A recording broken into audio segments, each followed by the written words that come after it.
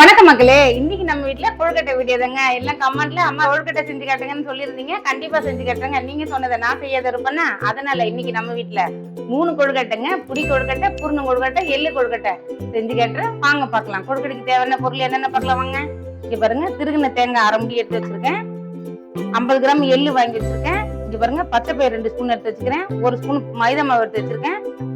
ஏலக்காய் எடுத்து வச்சிருக்கேன், நெய் எடுத்து வச்சிருக்கேன், வெள்ளம் எடுத்து வச்சிருக்கேன், மாவை 2 ஹவர் அரிசி ஊற வச்சு காய வச்சு அரைச்சி வச்சிருக்கேன். வாங்க கொழுக்கட்டை எப்படி செய்யலாம்னு பார்க்கலாம். கொழுக்கட்டை செய்யறதுக்கு 2 கப்பு மாவு போட்டுக்கலாம், 3 கப்பு போட்டுக்கலாம். 1 கப்பு வந்து புடி கொழுக்கட்டை, 1 கப்பு வந்து பூர்ணம் கொழுக்கட்டை, 1 பொடி வந்து இன்னொரு எள்ளு கொழுக்கட்டை. என்ன இன்னைக்கு ரொம்ப ஜாம் ஆகுது. 1 2 3 இப்படி மாவு எடுத்துக்கிட்டேன். மாவு வறுத்துடலாம். கேஸை பற்ற வச்சுக்கலாம்ப்பா. மாவு ஈரமாக இருக்கு, அதனால வறுத்து எடுத்துக்கலாம். ஈரமாக இருந்தாலும் எதாக இருந்தாலும் வறுத்துட்டு போட்டோம்னா கொழுக்கட்டை சாப்பிட சூப்பராக இருக்கும். இப்போ பாருப்பா, மாவு வறுத்தாச்சு. இப்போ பாரு, இதுதான் பதம். இது என்ன பதம்னா கோல மாவு பதம்னு சொல்லுவாங்க. இப்படி எடுத்தோம்னா மாவு வந்து கையில் ஒட்டாத ஓடணும். இப்போ தெரியுதா? இது பேர் தான் கோலமாவு பதம். இந்த மாவு வறுத்தா கோலமாவு பதத்தில் தான் வறுக்கணும். வறுத்தாச்சு. கடாய் வச்சுருக்கோம். 1/2 கப்பு தண்ணி ஊற்றிக்கலாம்ப்பா. 2 கப்பு மாவுக்கு 1/2 கப்பு தண்ணி ஊற்றிக்கலாம். 1 இந்த மேல் மாவுக்கு சும்மா ஒரு சிட்டிக்கு உப்பு போட்டுக்கலாம். இந்த தண்ணி கொதிக்கிறது இல்லை, இந்த நேரத்தில் தேங்காய் எண்ணெய் ஊற்றிக்கும். ஒரு 2 ஸ்பூன் ஊற்றிப்போம். தேங்காய் எண்ணெய் ரொம்ப ஃப்ளேவர் நல்லாயிருக்கும். மாவு ஒட்டாத வரும், கைக்கு புழியும் போது நல்லாயிருக்கும், வாசனையாக இருக்கும். இந்த தண்ணி கொதிக்கிற நேரத்தில் 1 ஸ்பூன் மைதா மாவு எடுத்து வச்சுருக்கேன். இந்த மைதா மாவில் கொஞ்சம் தண்ணி ஊற்றி கரைச்சிடுவோம். கட்டி முடி இல்லாத நல்லா கரைச்சிருந்தாங்க. அது தண்ணி கொதிக்குது. இப்போ ஸ்லோ பண்ணிவிட்டு நம்ம கரைச்சி வச்சோம்ல மைதா மாவு, அதை தூக்கி இதில் ஊற்றிடுவோம். ஊற்றி நல்லா ஒரு மாதிரி குழ போகிறோம். ஒரு கொதி லைட்டாக வரணும். இப்போ வறுத்து வச்சோம்ல 2 கப்பை மாவு, இல்லை கொஞ்சம் கொஞ்சமாக போட்டு அப்படியே கிண்டிப்போம். இதில் கிண்டுறது தான் வேலையே இப்போதைக்கு. அவ்வளோதான், மாவு வெந்துருச்சு. ஒரு ஸ்பூனை போட்டு இது மாதிரி நல்லா அப்படியே கிண்டி விட்டிங்கன்னா சேராத மாவு கூட நல்லா சேர்ந்துடும், காஞ்சி போயிடும். மாவு லைட்டாக வேகட்டும். மாவு ரெடி பண்ணியாச்சு. 2 கொழுக்கட்டைக்கு மாவு வறுத்துட்டேன். இப்போ வந்து பூர்ணம் ரெடி பண்ணிப்போம். எள்ளு கொழுக்கட்டைக்கு வேறுப்பா நல்லா கல் மண்ணெலாம் பொறுக்கி நல்லா கைப்பற்ற வச்சுக்கிறேன். இப்போ வர எள்ளு எல்லாம் சுத்தமாக தான் இருக்குது. போட்டுப்போம்.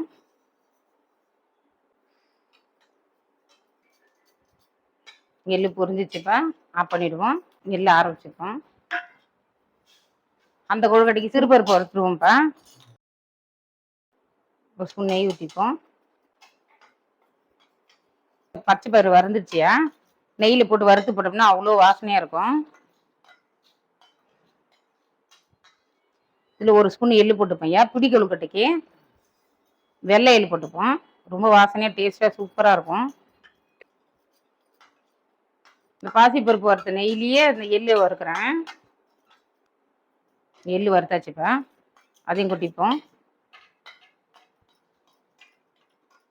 நல்லா பல்லு அரைஞ்ச ஒரு பிடி தேங்காய், சும்மா ஒரு 2 பெத்தன்னு வச்சுக்கேன், அதையும் வறுத்துருவோம். இந்த தேங்காய் கொஞ்சோண்டு நெய் ஊற்றிப்போம். ரொம்ப வாசனையாக டேஸ்ட் அவ்வளோ அருமையாக இருக்கும். தேங்காய் திருகியும் போடலாம், இந்த மாதிரி பல்லாமல் அரிஞ்சும் போடலாம். இந்த மாதிரி பல்லாக அரிஞ்சு போடுறதுல வந்து நம்ம கடிச்சு சாப்பிடும்போது டேஸ்ட் சூப்பராக இருக்கும். தேங்காய் இங்கே பாரு, நல்லா தேங்காய் வரைஞ்சிருச்சு. தெரியுதா? கலர் மாறிடுச்சா? இது மாதிரி கொழுக்கட்டை செஞ்சுட்டு 2 நாள் கூட வச்சு சாப்பிடலாம். பச்சை தேங்காய் போட்டோம்னா ஒரு மாதிரி வாடை வந்துடும். அதனால இந்த மாதிரி நெய்யில் போட்டு வறுத்து சாப்பிட்டிங்கன்னா கொழுக்கட்டை சூப்பராக இருக்கும், ரொம்ப டேஸ்ட்டாக இருக்கும். கண்டிப்பா இது புடி கொழுக்கட்டைக்கு தேங்காய் பூர்ண கொழுக்கட்டைக்கு சக்கரை போட்டுப்போம்.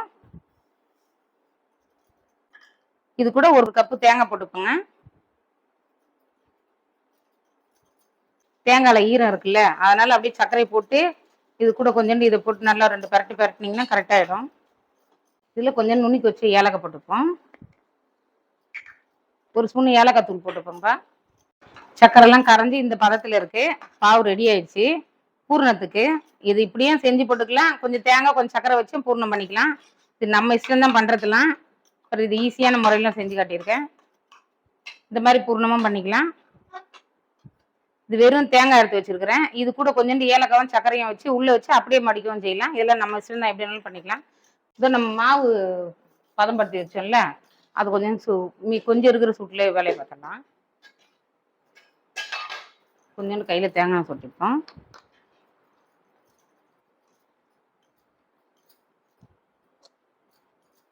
மாவு நல்லா ஆறிடுச்சு. இங்கே பாருப்பா, எள்ளு கொழுக்கட்டைக்கு இந்த எள்ளு வறுத்து வச்சோம்ல, அதில் ஒரு 3 ஏலக்காய் போட்டுப்போம். இந்த ஏலக்காய் போட்டு ஓட்டிட்டு எள்ளு போட்டுப்போம். ஏன்னா எள்ளு போட்டு ரொம்ப நேரம் ஓட்டக்கூடாது.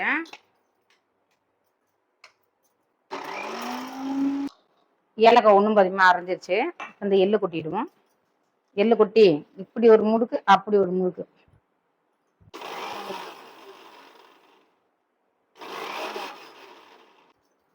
எள்ளு ஓட்டியாச்சு, எள்ளு அரைச்சாச்சு. இது கூட வந்து ஒரு பிடி வெல்லம் போட்டுப்போம். இங்க பாருப்பா,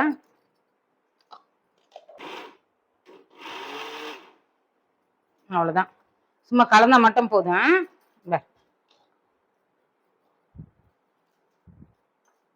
எள்ளு பூர்ணம் ரெடி பண்ணிட்டேன். நல்லா எள்ளு வறுத்து வெல்லம் போட்டு ஏலக்காய் போட்டு நுணுக்கி வச்சுட்டேன்.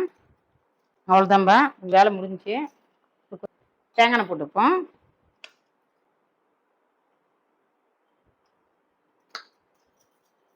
பாருப்பா, மாவு எடுத்துக்கோ. கையில் நல்லா எண்ணெய் போட்டுக்கணும். எண்ணெயை போட்டு மாவு நல்லா கிண்டி வச்சுருக்கேன். கொஞ்சோண்டு எடுத்துப்போம். ரொம்ப அதிகமாகலாம் மாவு எடுக்கக்கூடாதுங்க. திட்டமாக மாவு எடுத்து ஒரு தட்டு, ஆமாம், அப்படி எடுத்து இந்த விரலில் கொஞ்சோண்டு எண்ணெயை போட்டு இங்கே வர டீ பண்ணல, அப்படியே சொப்பு மாதிரி வந்துடும். மாவு அதுக்கு மட்டும் நான் செஞ்ச பதத்தோடு செஞ்சிங்கன்னா நம்ம எப்படி சொல்கிறோமோ அந்த மாவு நம்ம சொல் பேச்சு கேட்கும். இந்த சைடெல்லாம் வெடிக்காது. இங்கே பார்த்தீங்க, தெரியுதா? எப்படி இலை மாதிரி ஆடுது பாருங்க, தெரியுதா? இந்த மாதிரி இருக்கணும் மாவு. இதுக்குள்ளே பூர்ணம் வச்சுக்கணும்.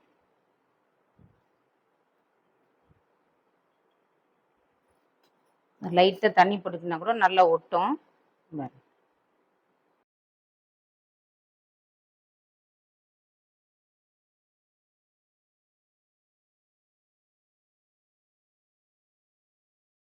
இந்த மாதிரி செஞ்சுக்கலாம். இங்கே பாருங்க, இது நான் கையிலே செய்கிறது.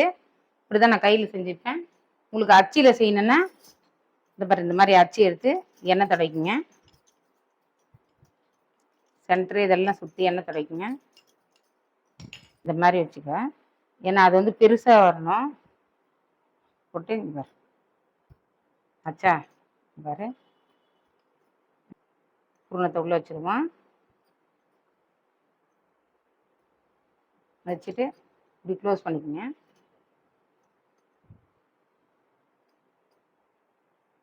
இப்படி எடுத்துருங்க. இப்படி அழகாக அப்படி திறந்துக்குங்க. அவ்வளோதான்.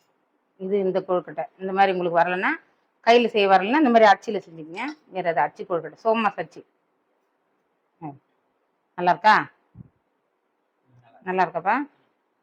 நான் பெரும்பாலும் இது இப்படிலாம் செய்யவே மாட்டேன். இந்த அளவுக்கு எனக்கு பொறுமை இருக்காது அச்சியில் செஞ்சுட்டு இருக்கிறதுக்கு. ஏன்னா அதுக்கெல்லாம் நிறைய மாவு உள்ளே போகும், நல்லா இருக்காது, எனக்கு பிடிக்காது. இந்த வந்து எள்ளு கொழுக்கட்டை செஞ்சிடறேன்.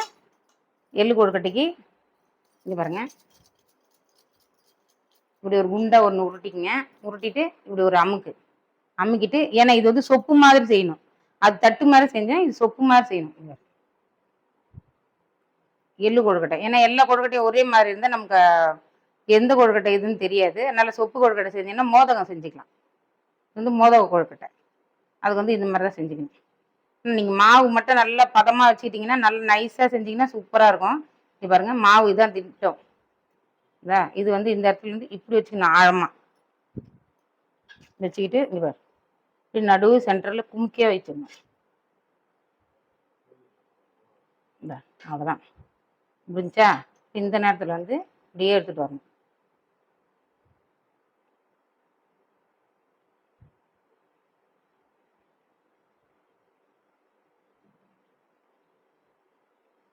பூண்டு கொழுக்கட்டைன்னு வாங்க, மோதகம்னு வாங்க. இது ஏன் ஸ்டைலில் நான் இப்படி தாங்க செய்வேன். பாருங்க, டக்கு டக்கு டக்கு டக்குன்னு செஞ்சிடலாம். எனக்கு வந்து இந்த இதில் செய்யறதுனால கொஞ்சம் கஷ்டம்தான். இதெல்லாம் செஞ்சுன்னா சூப்பராக செஞ்சிருவேன். அப்படியே ஒரு திருப்பம், அப்படி ஒரு திருப்பம் கொடுத்தீங்கன்னா சூப்பராக வந்துடும்.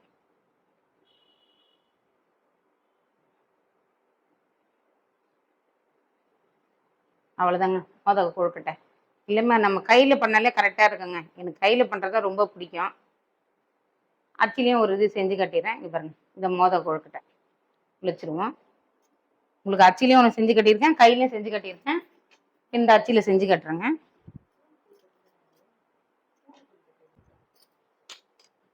இங்கே பாரு, இப்படி எடுத்து ஒரு தட்டு போட்டுக்கோ.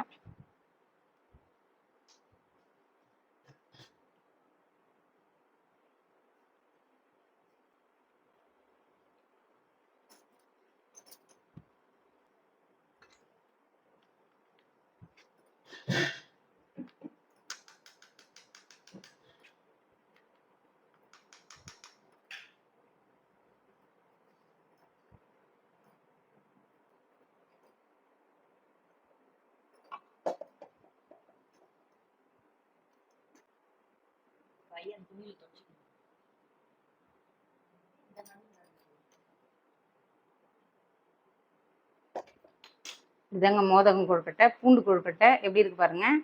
இது அச்சில் வந்தது. எனக்கு இவ்வளோ நேரம் பொறுமையாக செய்கிறதுக்குலாம் எனக்கு அந்தளவுக்கு பொறுமை இருக்காது. ஆனால் அழகு நல்லா வந்திருக்கு. இங்கே பாருங்க, சூப்பராக.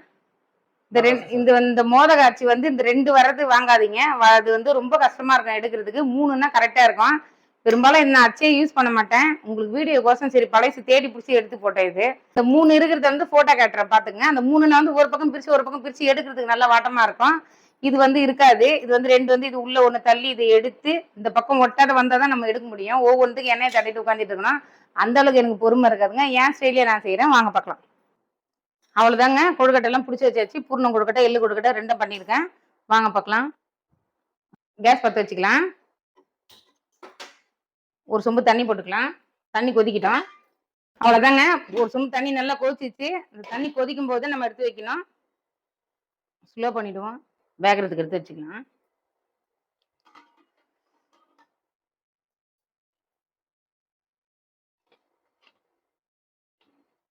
அதுதான் ஒரு துணியை போட்டு செஞ்சு கொழுக்கட்டி அடிக்க வச்சுங்க.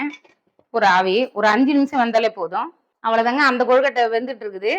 பூர்ண கொழுக்கட்டை வந்து வெள்ளை பூர்ணம், எள்ளு பூர்ணம் 2 கொழுக்கட்டை பண்ணி அடுப்பில் வச்சுட்டேன். பிடி கொழுக்கட்டை பண்ணுவோம்ல, அதுக்கு இப்போ ரெடி பண்ணுறேன். தேங்காய் வறுத்தாச்சு, சிறுபருப்பு வறுத்தாச்சு, எள்ளு வறுத்தாச்சு. கேஸை பற்ற வச்சுப்போம்ப்பா. ஒரு கப்பு மாவு இல்லை, 3/4 கப்பு மாவு தான் இருக்குது. அதனால ஒரு 1/2 கப்பு வெல்லம் போட்டுப்போம். அவ்வளோதான். இதுக்கு அந்த வெல்லத்துக்கு கரெக்டாக இருக்கு பாவு எடுத்தா. 1/2 கப்பு வெல்லம் போட்டாச்சு. ஒரு 1/2 கப்பு தண்ணி விட்டுப்போம்ப்பா. இந்த வெல்லத்துக்கு அந்த மாவுக்கும் கரெக்டாக இருக்கும். பாருப்பா, இந்த பாரு, நல்ல வெல்லம் கொதிக்குதா? கொதிக்கிற நேரத்தில் ஒரு ஸ்பூன் நெய் ஊற்றிப்போம். இப்போ இந்த நேரத்தில் மாவு போட்டுருவோம். இப்போ இந்த நேரத்தில் ஒரு ஸ்பூன் எள்ளு வறுத்து வச்சுருக்கோம்ல, அதை போட்டுருவோம். பச்சை பயிறு போட்டுருவோம். தேங்காய் போட்டுருவோம்.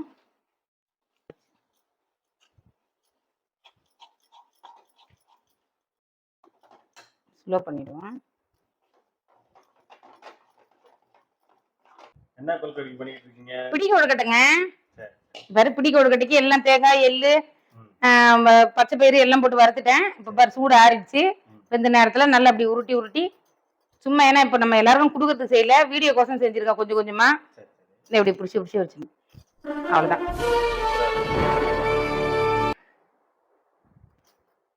அவ்வளோதாங்க, புடி கொழுக்கட்டை ரெடி ஆயிடுச்சு. கொழுக்கட்டை வந்துச்சு. புடிக்கட்டையே வெந்துருச்சு, எடுத்துருவோம். அவ்வளோதாங்க, கொழுக்கட்டையெல்லாம் செஞ்சு முடிச்சாச்சு. வாங்க எப்படி இருக்குன்னு பார்க்கலாம். கொழுக்கட்டையை செஞ்சு நம்ம வாங்கின விநாயகருக்கு வச்சும் செஞ்சாச்சு. இந்த பூவெல்லாம் நம்ம வீட்டில் இன்னைக்கு பூத்த பூ தாங்க. இங்கே பாருங்க, பாரிஜாதம் ரோஸ் கலர் பூவு. இந்த பட்டன் ரோஸுங்க, இது பெங்களூர் ரோஸ்ன்னு சொல்லுவாங்களாங்க, அந்த ரோஸு.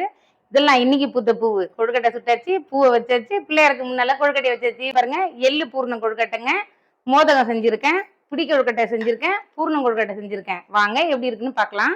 இது பாருங்க, எள்ளு கொழுக்கட்டை. இவர் எவ்வளோ சாஃப்டாக இருக்குது பாருங்க. இப்படி புட்டா அப்படியே பாருங்க, சூப்பராக இருக்கு பாருங்க, பஞ்சு மாதிரி இருக்கு கொழுக்கட்டை. அப்படியே சாப்பிட்டு கட்டவாப்பா.